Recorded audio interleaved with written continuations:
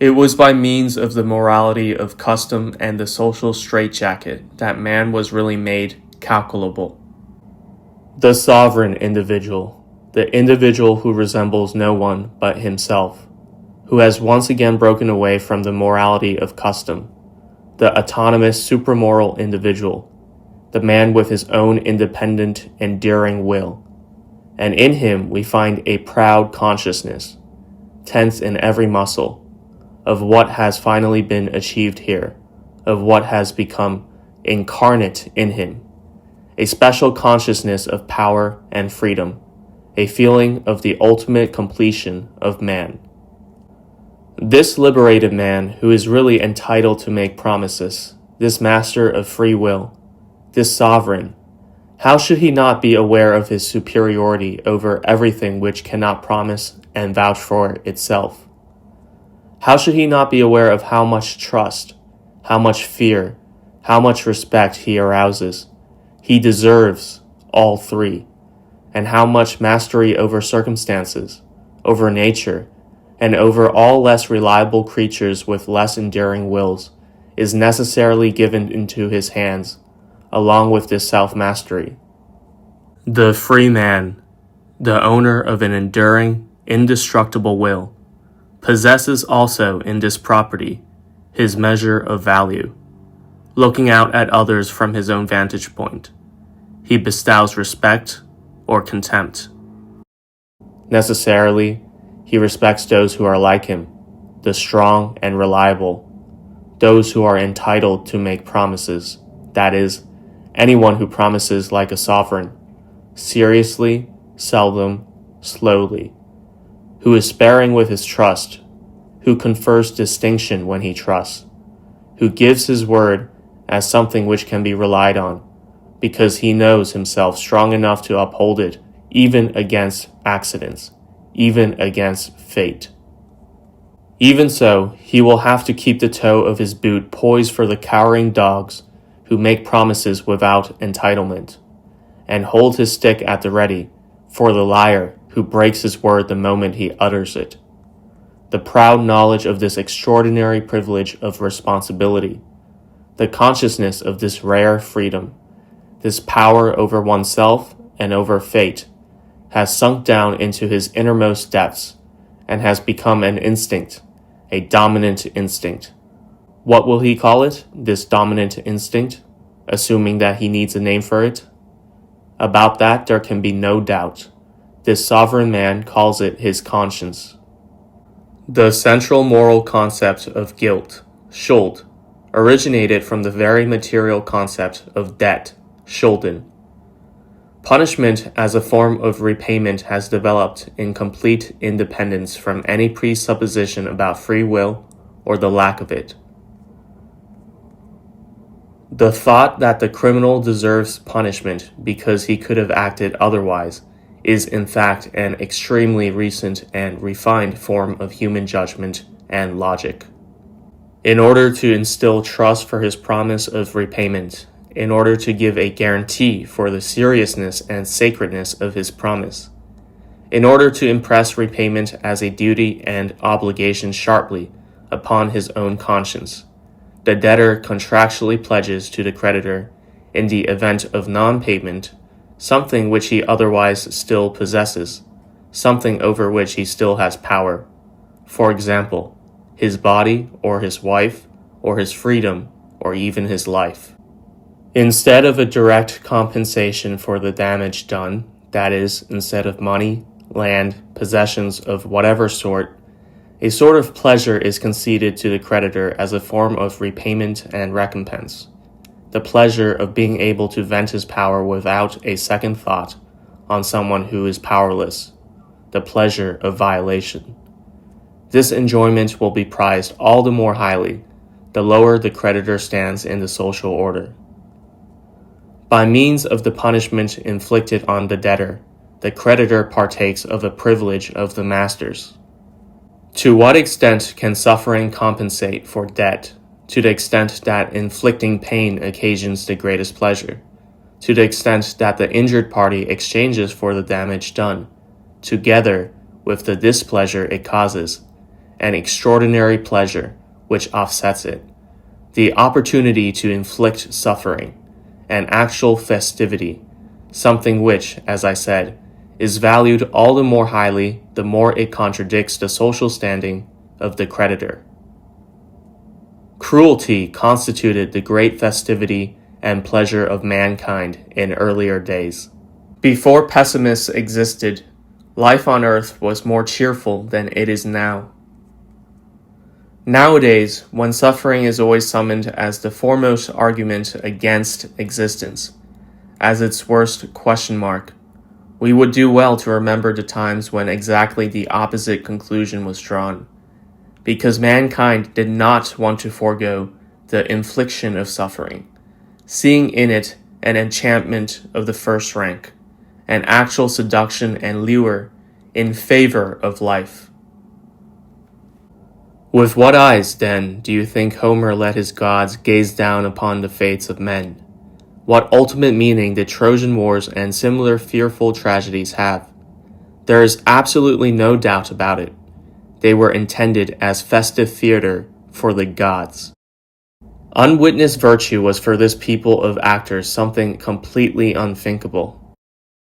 On the stage world, real novelty, really unprecedented suspense, plot complications, and catastrophes ought never to be in short supply. An absolutely deterministic world might be anticipated in advance, and so quickly become tiresome for the gods. Reason enough for these friends of the gods, the philosophers, not to expect the gods to put up with such a deterministic world. The ancient world, an essentially public, essentially visible world, which could not conceive of happiness without theater and festivals. The feeling of guilt, of personal responsibility originated, as we have seen, in the earliest and most primordial relationship between men, in the relationship between buyer and seller, debtor and creditor. Justice, at the earliest stage of its development, is the goodwill which prevails among those of roughly equal power to come to terms with one another. The community stands in the same important fundamental relationship to its members as the creditor does to his debtors. One lives in a community. One enjoys the advantages of a community. The criminal is above all someone who breaks a contractual commitment, breaks his word towards the whole community. The criminal is a debtor who not only fails to repay the advantages and advances offered to him, but even attacks his creditors, and for that reason he is from that point on not only, as is just, denied all these goods and advantages, he is also reminded of what these goods represent. The fury of the aggrieved creditor, of the community, returns him to the wild and outlaw status from which he was previously protected. It expels him, and now every kind of hostility may be vented on him. Punishment is, then, the prerogative of the victor and celebration of the vae victis. The humanity of the creditor has always increased in proportion to his wealth. The really active feelings, such as the desire to dominate, to possess, and the like. Just a tiny amount of aggression, malice, and insinuation is sufficient to make even the most honest people see red, and to deprive them of an impartial eye. The aggressive man, the stronger, braver, nobler man has at all times had the freer eye, the better conscience on his side. Wherever justice is practiced, wherever justice is upheld, one sees a stronger power seek means to put an end to the senseless raging of resentment among weaker powers subordinate to it. There is a world of difference between the reason for something coming into existence in the first place and the ultimate use to which it is put. All aims, all uses, are merely signs indicating that a will to power has mastered something less powerful than itself, and impressed the meaning of the function upon it in accordance with its own interests. The mass of humanity sacrificed to the flourishing of a single stronger species of man. Now that would be progress. A will to power manifesting itself in all things and events. Adaptation, a second-order activity, a mere reactivity. The essence of life, its will to power, the priority of the spontaneous, attacking, overcoming, reinterpreting, restructuring, and shaping forces, whose action precedes adaptation, the dominating role of the organism's highest functionaries, in which the vital will manifests itself actively and in its form-giving capacity.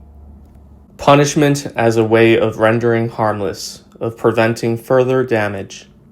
Punishment as compensation in any form to the victim for the harm done, also in the form of emotional compensation. Punishment as the isolation of something which disturbs equilibrium, in order to prevent the disturbance from spreading. Punishment as a means of instilling fear of those who determine and exact punishment. Punishment as a form of forfeit, due in return for the advantages which the criminal previously enjoyed, as, for example, when he is made useful as slave labor in the mines. Punishment as elimination of a degenerate element, in certain circumstances, of a whole branch, as in Chinese law, hence as a means towards maintaining racial purity or a social type. Punishment as festivity, that is, as the violation and humiliation of an enemy finally overcome. Punishment as a means of producing a memory, whether for the person on whom the punishment is inflicted, so-called rehabilitation, or for those who witness its execution. Punishment as the payment of a remuneration stipulated by the power which then protects the wrongdoer from the excesses of revenge. Punishment as a form of compromise with the natural condition of revenge, insofar as this state is still maintained by powerful races and claimed as a privilege. Punishment as a declaration of war and implementation of a military strategy against an enemy of peace, law, order, authority, who, deemed dangerous to the community and in breach of contract with regard to its conditions, is combated as a rebel, traitor, and breaker of the peace with the very means offered by war itself. Punishment is clearly overlaid with all sorts of uses. Genuine pangs of conscience are especially rare among criminals and prisoners. The broad effects of punishment in man and animal are increased fear, greater prudence, the mastering of desires. In this way, punishment tames man, but it does not make him better. One might with more justification assert the opposite. I take bad conscience to be the deep sickness to which man was obliged to succumb under the pressure of that most fundamental of all changes, when he found himself definitively locked in the spell of society and peace. These half-animals, who were happily adapted to a life of wilderness, war, nomadism, and adventure, were affected in a similar way to the creatures of the sea when they were forced either to adapt to life on land or to perish. In a single stroke, all their instincts were devalued and suspended. They were without their old guides in this new, unknown world, the regulating drives with their instinctive certainty. I believe that never on earth had there been such a feeling of misery, such latent discomfort. Nor did the old instincts all of a sudden cease making their demands. Only it was difficult and seldom possible to obey them. For the most part, they had to seek new and, at the same time, subterranean satisfactions for themselves. Every instinct which does not vent itself externally turns inwards. The external venting of human instinct has been inhibited. The greatest and most sinister sickness which still afflicts man even today, man's suffering from man, from himself. This as a result of a violent separation from his animal past, of a leap which is also a fall into new situations and conditions of existence, of a declaration of war against the old instincts, which previously constituted the basis of his strength, pleasure, and fearfulness. Man arouses interest, suspense, hope, almost certainty, as if in him something were being announced, were being prepared, as if man were not an end in himself, but rather only a pathway, an incident, a bridge, a great promise.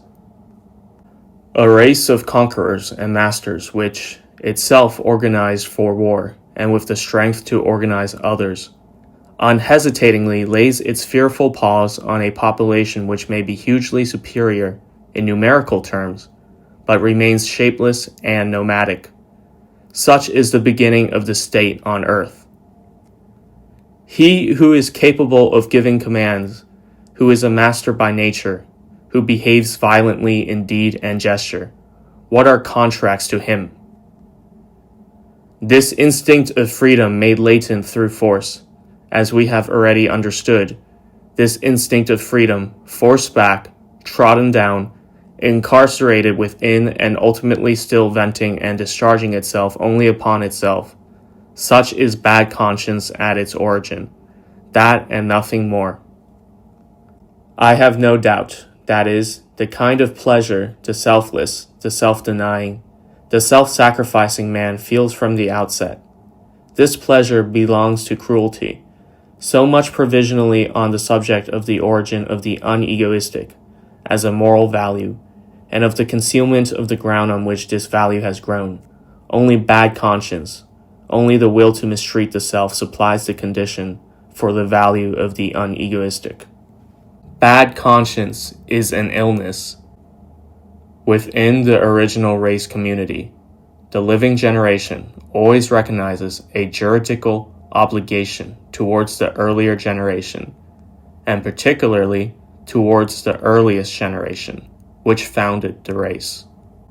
The conviction prevails that the race only exists by virtue of the sacrifice and achievements of the forefathers, and that one is obliged to repay them through sacrifice and achievements.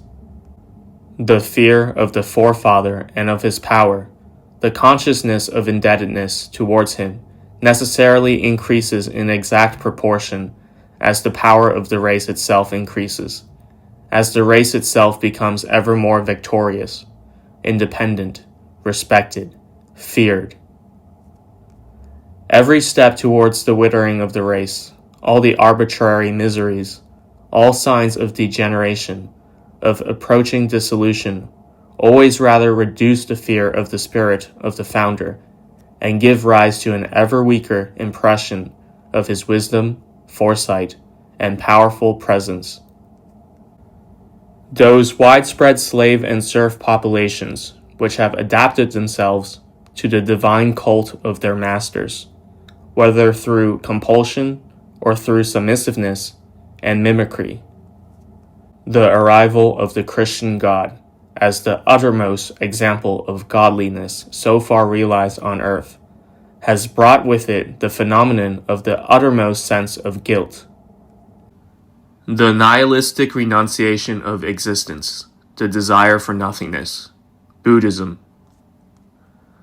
The will to self-torture, that downtrodden cruelty of the internalized animal man who has been chased back into himself, of the man locked up in the state in order to be tamed, the man who invented bad conscience in order to inflict pain on himself, after the more natural outlet for this desire to inflict pain was obstructed.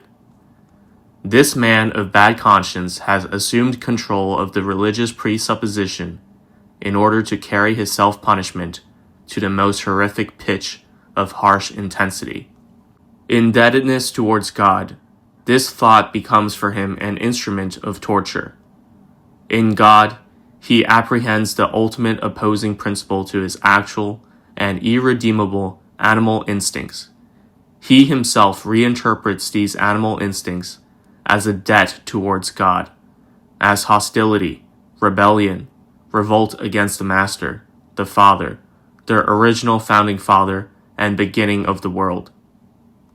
In man, there is so much that is horrific. The earth has been a madhouse for too long already. Glance at the Greek gods, those reflections of noble and self-controlled man, in whom the animal in man felt himself deified, and did not tear himself apart, did not rage against himself. The Greeks of the strongest, boldest period have themselves admitted as much as the reason for a great deal of what is bad and disastrous. Foolishness, not sin. The gods at that time served to justify man even to a certain extent in wicked actions. They served as the cause of evil. For all too long, man has looked askance at his natural inclinations, with the result that they have ultimately become interwoven with bad conscience. Attempt instead to interweave bad conscience with the unnatural inclinations. The absurd, the anti-instinctual, the anti-animal, in short, to what have up to now been regarded as ideals, ideals which are all hostile to life. Such a goal would require different kinds of spirit than are likely in this period, of all periods. Spirits who, strengthened through wars and victories, have developed a need for conquest, adventure, danger, pain. It would require acclimatization to sharp, high-altitude air, to winter expeditions, to ice and mountains in every sense.